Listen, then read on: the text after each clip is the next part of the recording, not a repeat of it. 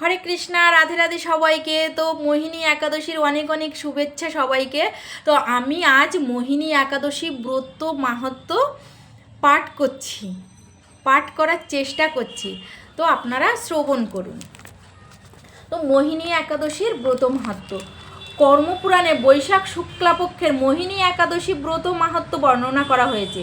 মহারাজ যুধিষ্ঠির বললেন, হে জনার্দন, বৈশাখ শুক্লাপক্ষীয় একাদশীর কী নাম, কী ফল, কী বিধি, এ সকল কথা আমার নিকট বর্ণনা করুন।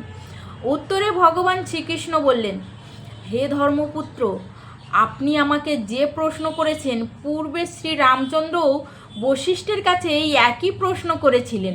তিনি জিজ্ঞাসা করেছিলেন, হে মুনিবর, আমি জনকনন্দিনী সীতার বিরহজনিত কারণে দুঃখ পাচ্ছি, তাই একটি উত্তম ব্রতের কথা আমাকে বলুন, যার দ্বারা সর্বপাপ ক্ষয় ও সর্বদুঃখ বিনষ্ট হয়। এই কথা শুনে বশিষ্ঠদেব বললেন, হে রামচন্দ্র, তুমি উত্তম প্রশ্ন করেছ। যদিও তোমার নাম গ্রহণেই মানুষ পবিত্র হয়ে থাকে, তবুও লোকের মঙ্গলের জন্য তোমার কাছে সর্বশ্রেষ্ঠ ও পরম পবিত্র একটি ব্রতের কথা বলছি। বৈশাখ মাসের শুক্লাপক্ষীয় একাদশী মোহিনী নামে প্রসিদ্ধা। এই ব্রত প্রভাবে মানুষের সকল পাপ, দুঃখ ও মোহজাল অচিরেই বিনষ্ট হয়।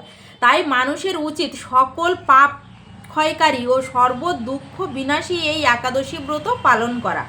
একাগ্র চিত্তে তার মহিমা তুমি শ্রবণ করো। এই কথা শ্রবণ মাত্রেই সমস্ত পাপ বিনষ্ট হয়। পবিত্র সরস্বতী নদীর তীরে ভদ্রাবতী নামে এক সুশোভনা নগরী ছিল। চন্দ্রবংশজাত ধৃতিমান নামে এক রাজা সেখানে রাজত্ব করতেন। সেই নগরীতেই ধনপাল নামে এক বৈশ্য বাস করতেন। তিনি ছিলেন পুণ্যকর্মা ও সমৃদ্ধশালী ব্যক্তি। তিনি নলকূপ, জলাশয়, উদ্যান, মঠ ও গৃহ ইত্যাদি নির্মাণ করে দিতেন। তিনি ছিলেন বিষ্ণুভক্তি পরায়ণ ও শান্ত প্রকৃতির মানুষ। সুমনা, দ্যুতিমান, মেধাবী, সুকৃতি ও ধৃষ্টবুদ্ধি নামে তার 5 জন পুত্র ছিল। পঞ্চম পুত্র ধৃষ্টবুদ্ধি ছিল অতি দুরাচারী।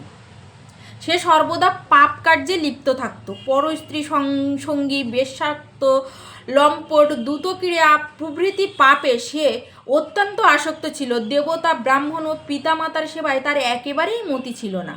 সে অন্যায় কার্যের অত দুষ্ট স্বভাব ও পিতৃধন ক্ষয়কারক ছিল। সব সময় সে অভক্ষ ভক্ষণ ও সুরাপানে মত্ত থাকত। পিতা ধনপাল একদিন পথ চলছিলেন। হঠাৎ তিনি দেখতে পেলেন ধৃষ্টবুদ্ধি এক বেশ্যার গলায় হাত রেখে নিঃসংকোচে ঘুরে বেড়াচ্ছে। তার নির্লজ্জ পুত্রকে এইভাবে চৌরাস্তায় ভ্রমণ করতে দেখে তিনি অত্যন্ত মর্মাহত হলেন। এই কুস্বভাব দর্শনে ক্রুদ্ধ হয়ে তিনি তাকে গৃহ থেকে বার করে দিলেন। তার আত্মীয় স্বজনও তাকে পরিত্যাগ করল। সে তখন নিজের অলঙ্কারাদি বিক্রি করে জীবন অতিবাহিত করত। কিছুদিন এইভাবে চলার পর অর্থাভাব দেখা দিল। ধনহীন দেখে সেই বেশ্যাগণও তাকে পরিত্যাগ করল। অন্নবস্ত্রহীন ধৃষ্টবুদ্ধি ক্ষুধা তৃষ্ণায় অত্যন্ত কাতর হয়ে পড়ল। অবশেষে নিজ গ্রামে সে চুরি করতে শুরু করলো। একদিন রাজপ্রহরী তাকে ধরে বন্দি করলো, কিন্তু পিতার সম্মানার্থে তাকে মুক্ত করে দিল। এভাবে বার কয়েক সে ধরা পড়ল ও ছাড়াও পেল, কিন্তু তবুও সে চুরি করা বন্ধ করল না। তখন রাজা তাকে কারাগারে বদ্ধ করে রাখলেন। বিচারে সে কষাঘাত দণ্ডাভোগ করল।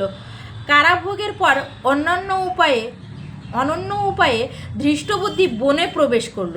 সেখানে সে পশু পাখি বধ করে তাদের মাংস ভক্ষণ করে অতি দুঃখে পাপময় জীবন যাপন করতে লাগলো। দুষ্কর্মের ফলে কেউ কখনো সুখী হতে পারে না। তাই সে ধৃষ্টবুদ্ধি দিবারাত্র দুঃখ সুখে জর্জরিত হলো। এইভাবে অনেক দিন অতিবাহিত হলো। কোন পুণ্য ফলে সহসা একদিন সে এখানে কৌণ্ডিন্যমুনির ঋষির আশ্রমে এসে উপস্থিত হলো। বৈশাখ মাসে ঋষিবর গঙ্গা স্নান করে আশ্রমের দিকে প্রত্যাবর্তন করছিলেন। শোকাকুল ধৃষ্টবুদ্ধি তার সম্মুখে উপস্থিত হলো। ঘটনাক্রমে ঋষির বস্ত্র হতে এক বিন্দু জল তার গায়ে পড়ল। সেই জলস্পর্শে তার সমস্ত পাপ দূর হলো। হঠাৎ তার শুভবুদ্ধির উদয় হলো। ঋষির সামনে সে কৃতাঞ্জলি পুটে প্রার্থনা করিতে লাগিলেন, হে ঋষি শ্রেষ্ঠ, হে পূর্ণ প্রভাবে যে পূর্ণ প্রভাবে আমি ভীষণ দুঃখ যন্ত্রণা থেকে মুক্তি লাভ করতে পারি, তা কৃপা করে আমাকে বলুন। ঋষিবর বললেন, বৈশাখ মাসের শুক্লাপক্ষে মোহিনী নামে যে প্রসিদ্ধ একাদশী আছে, তুমি সেই ব্রত পালন করো। এই ব্রতের ফলে মানুষের বহু জন্মার্জিত পর্বত পরিমাণ পাপরাশিও ক্ষয় হয়ে থাকে। মহামুনি বশিষ্ঠ বললেন, কৌণ্ডিন্য ঋষিরা উপদেশ শ্রবণ করে প্রসন্ন চিত্তে ধৃষ্টবুদ্ধি সেই ব্রত পালন করল।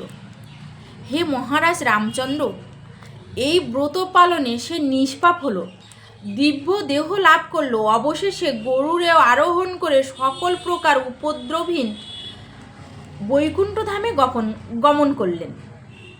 হে রাজন, ত্রিলোকে মোহিনী ব্রত থেকে আর শ্রেষ্ঠ ব্রত নেই। যজ্ঞ, তীর্থস্থান, দান ইত্যাদি কোনো পূর্ণকর্মই এই ব্রতের সমান নয়। এই ব্রত কথা শ্রবণে কীর্তনে সহস্র গোদানের ফল লাভ হয়। তো এই ছিল মোহিনী একাদশীর ব্রত মাহাত্ম্য। কেমন লাগলো অবশ্যই আমাকে কমেন্টে জানাতে ভুলবেন না। রাধে রাধে, ভালো থাকবেন সবাই। জয় শ্রীকৃষ্ণা।